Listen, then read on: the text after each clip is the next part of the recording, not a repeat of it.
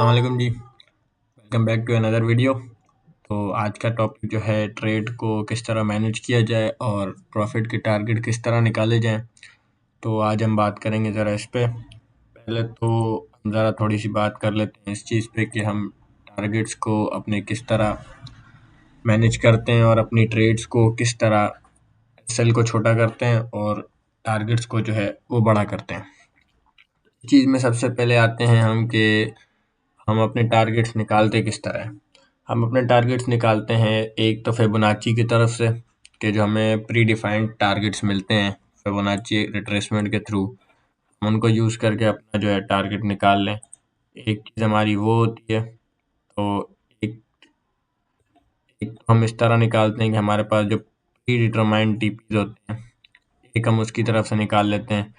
Second to तीसरी बात ये होती है दूसरी बात ये होती है कि हम जो टारगेट बनाते हैं वो अपने लोस को टारगेट करते हैं जहाँ पे लिक्विडिटी या बाय स्टॉप्स या सेल स्टॉप्स रेस्टिंग होते हैं।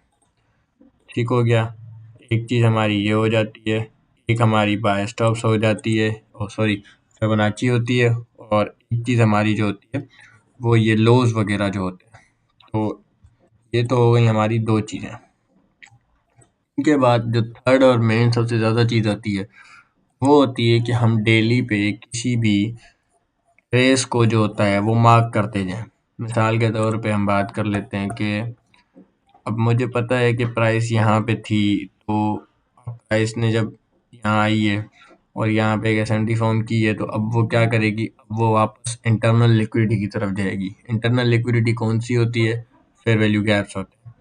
फेयर वैल्यू गैप्स की तरफ जब प्राइस जाएगी तो मैं एक्सपेक्ट करूंगा कि अब मेरा टारगेट क्या बन गया कि डेली टाइम फ्रेम पे मैं यहाँ से यहाँ तक बायर हूँ, क्योंकि यहाँ एक फेयर वैल्यू गैप है। और उसके बाद अगर मुझे प्राइस कंफर्मेशन देती है तो मैं अपना सेलिंग भी देखूंगा, लेकिन तब तक मैं बायर हूँ। तो होता ये है कि जब मंडे को प्राइस हमारे ड्रॉन लिक्विडिटी पे टैप करती है, उधर आ जाती है, तो फिर हम एक्सपेक्ट करते हैं कि अब हमारे को यहाँ से कंफर्मेशन मिले तो हम सेल देखें, वरना इसको मजीद बाय कंटिन्यू करने देते हैं। तो फिर हम अपने H1 पे जाते हैं वापस। जब हम अपने H1 पे जाते हैं तो फिर प्राइस क्या करती है, आपको एक स्मूथली एक मूव बना के देती है, जिसके बाद आपको एक दफ़ा यहाँ पे एंट्री देती है, उसके बाद थोड़ा सा लेकिन इस लो को टैप नहीं करती। तो आपका स्ट्रक्चर अभी भी यही है। तो फिर प्राइस जो है अपनी इक्विटी ओपनिंग के टाइम आपको एंट्री भी देती है, तो आपका जो है यहाँ से ऑर्डर एग्जीक्यूट करती है। एसएल आप अपना इस हाई पे रख दें। टारगेट अब आप या तो इसको करें या इसको करें अपने लो को, या फिर जो आपका डेली का टारगेट है ये वाले लोस 2070। अब आप 2070 पे तो आप डायरेक्टली अपना 2070 पे लो रख दें इधर। अब इससे होगा क्या कि जब आपकी ट्रेड एग्जीक्यूट होगी, आप अगर डायरेक्टली डेली टाइम फ्रेम पे रखते हैं तो ये चीज़ मैं आपको प्रेफर नहीं करूँगा, क्योंकि इससे होगा ये कि जब आप पूरी की पूरी ट्रेड रेडी रहनी चलने दोगे, तो आपको हो सकता है अगर प्राइस कभी कभार वापस आए तो आपका ब्रेक इवन कर दे या सेलेक्ट कर दे। तो मैं आपको प्रेफर ये करूँगा कि आप इसकी जगह फिबोनाची लगा लो। ठीक है, फिबोनाची के रिट्रेसमेंट लेवल्स पे या जब आपका फर्स्ट टीपी तक आए, लो तक आए, तो आप इसमें 40% 50% बुक कर लो। यहाँ पे आए तो 70% बुक कर लो।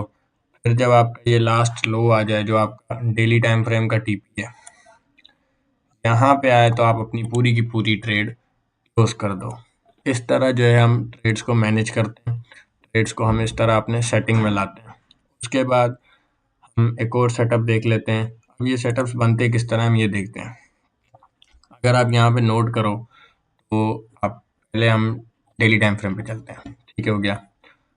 अब थोड़ा सा पावर ऑफ 3 को अपने दिमाग में वापस लाएं, जो हमने पावर ऑफ 3 पढ़ी थी वीकली की। वीकली में क्या होता है कि आपको वन शॉट वन किल मिलता है। वन शॉट वन किल किस तरह मिलता है, ये आपका डेली टाइम फ्रेम का एक ऑर्डर ब्लॉक है। ठीक है, हो गया। डेली टाइम फ्रेम का ये आपके पास एक ऑर्डर ब्लॉक है। चले हम इसकी सिर्फ बॉडी ले लेते हैं फिलहाल। अब जब मंडे के दिन सॉरी ट्यूसडे के दिन आपके पास प्राइस इधर आती है, अब हम ट्यूसडे को as a weekly high of the week भी एक्सपेक्ट करते हैं, लेकिन किस शर्त में कि जो उसका हाई हो वो लंदन में लगा हो। अब हम वापस जाते हैं।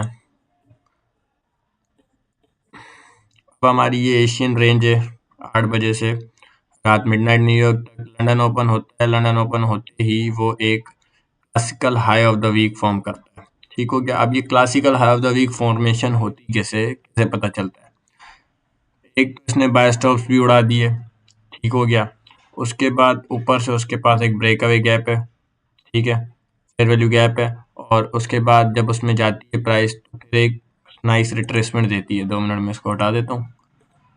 आपको एक नाइस रिट्रेसमेंट देखने को मिल जाती है जिसमें प्राइस फिर रिट्रेसमेंट करती है। अब आप यहाँ पे नोट करो कि आपको एक लिक्विडिटी स्वीप मिल गया। डेली टाइम फ्रेम पे आपके पास एक ऑर्डर ब्लॉक है। लंदन में आपको एक प्राइस मैनिपुलेशन दे रही है, प्लस आपके पास एक एसएमटी है। ये प्रीवियस डे हाई था यूरो यूएसडी का, ये प्रीवियस डे हाई है जीबीपी यूएसडी का। तो अब आपके पास एक चीज तो ये हो गई कि अब आपके पास कॉन्फ्रेंस कितने सारे हो गए। पहला तो ट्यूसडे लंदन में हाई लग रहा है, एक चीज। डेली टाइम फ्रेम पे आप बेरिश हो, दूसरी चीज। तीसरी चीज कि आपके पास लिक्विडिटी स्वीप है, पीछे फेयर वैल्यू गैप है। चौथी चीज कि आपके पास एक एसएमटी है। अब आपके पास 90% चांसेस ये होते हैं कि प्राइस जो है वो अब डीप डाउन जाएगी, क्योंकि उसके पास इतने सारे कॉन्फ्रेंसेस हैं सेल में जाने के लिए। अब जब वो सेल में जाने के लिए बिल्कुल रेडी है तो अब आपके फिर एक फेयर वैल्यू गैप भी मिल जाता है आपको। अगर आप नोट करो तो आपको एक फेयर वैल्यू गैप भी मिल जाता है। अब 80% चांसेस ये होते हैं कि प्राइस इस फेयर वैल्यू गैप को टच करेगी और ऑन साइड कंटिन्यूएशन करना शुरू कर देगी। प्राइस जैसे ही कंटिन्यूएशन करती है तो प्राइस उस फेयर वैल्यू गैप में जाती है, आपको एंट्री देती है, इंजेक्ट करती है आपको प्राइस। ठीक है, उसके बाद आप अपनी ट्रेड एग्जीक्यूट करते हो। टारगेट्स कहाँ पे रखे जाएंगे? टारगेट सेम एज फर्स्ट लो टारगेट है। ठीक हो गया। सेकंड लो टारगेट है। थर्ड लो टारगेट है। फोर्थ लो टारगेट है। अब आप एक चीज फिफ्थ लो भी इसका टारगेट है। ठीक है, अब आप इसकी खूबसूरती चेक करो प्राइस एक्शन की कि प्राइस जब कभी भी लो पर आ रही है, देखें यहाँ स्मूथली मूव नहीं है, स्लो मूव है ना, एंट्री देती है। अब जब वो लोस पर आ रही है तो उसमें एक स्पीड देखने को मिलेगी आपको। फिर ये वाले लोज हैं तो प्राइस पहले थोड़ा सा हल्की हो जाती है, फिर एक अचानक से स्पाइक आती है। ठीक है, भरी भरी मूव आती है, दोनों लोज क्लियर हो गए। थोड़ा सा फंसती है अब क्योंकि आगे लोज ही लोज हैं। प्राइस में आप स्पीड चेक करें कि आपको कितनी ज़्यादा स्पीड देखने को मिलती है जब प्राइस सेल की तरफ निकलने की कोशिश करती है। अब इसको ट्रेड कैसे करेंगे?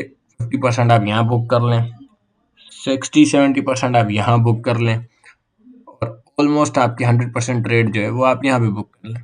ये चीज़ हो गई आपकी एक कन्फर्मेशनल फिबोनाची के थ्रू, सॉरी लोस के थ्रू। अब डेली पे आपका ड्रॉन लिक्विडिटी भी हिट हो गया। ठीक हो गया, डेली पे आपका ड्रॉन लिक्विडिटी भी हिट हो गया। आपका काम ऑलमोस्ट हो गया क्योंकि आपने हाई से टारगेट करना शुरू किया।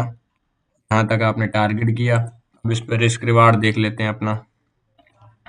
अगर आप डायरेक्टली एंट्री भी कर देते हो 441 से, मतलब आप 75, तो ऑलमोस्ट आपका कोई 30 पिप का एसएल बन जाता है या 32 पिप का एसएल बन जाता है। और टीपी की अगर हम बात करें तो 445 से ऑलमोस्ट आपका 190 पिप्स का टीपी बन जाता है। तो ये 30 पिप का एसएल और 180 पिप्स लगा लें तो भी आपका 1:6 का रिस्क रिवार्ड बन जाता है।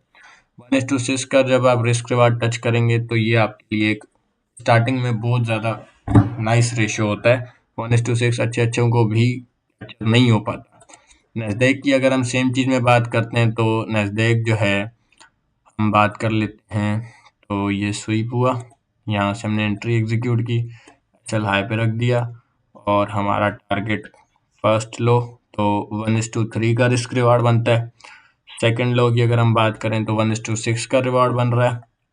और थर्ड लो की अगर हम बात करते हैं तो 1:8 8.29, तो मतलब ऑलमोस्ट 1:8 का रिस्क रिवार्ड आपको मिल जाता है। तो इस तरह जो है आप ट्रेड्स एग्जीक्यूट कर सकते हैं और वीकली पावर ऑफ 3 को यूज़ कर सकते हैं।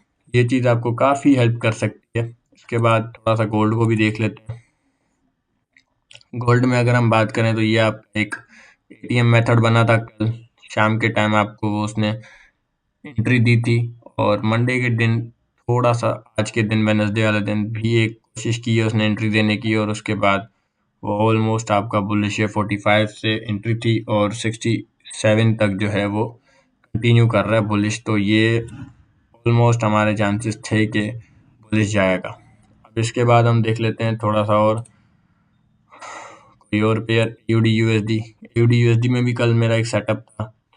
यहाँ से प्राइस एक रिट्रेसमेंट करती है, पहले यहाँ से रिजेक्शन लेती है इस वाले ब्लॉक से, उसके बाद एक एंट्री करती है। एंट्री करने के बाद अब हम टारगेट करते हैं फिबोनाची से। तो नाइस ओटी पर, ओटी तक प्राइस वापस आती है, आपको एंट्री देती है, और उसके बाद आपका ऑलमोस्ट 62% का जो टीपी होता है, सेकंड टीपी जिसको हम कहते हैं, वो आपका हिट हो जाता है।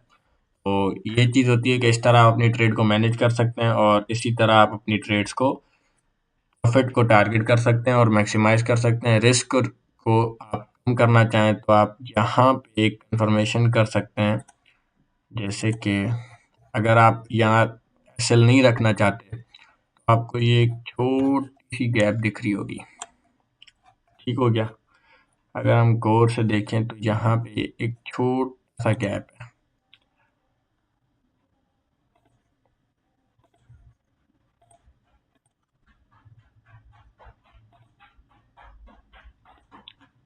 छोटे से गैप में जब प्राइस आपको वापस आती है, तो आप इस हाई पे एसएल रख के, इस वाले पे नहीं, इस वाले पे, इस वाले हाई पे आप अपना एसएल रख के आप सेम वही टीपी को टारगेट कर सकते हैं जो आप पहले कर रहे थे। इससे क्या होगा, इससे होगा ये कि टीपी तो आपका वही रहेगा, लेकिन जो आपका एसएल है, जो आपका रिस्क है, वो कम हो जाएगा।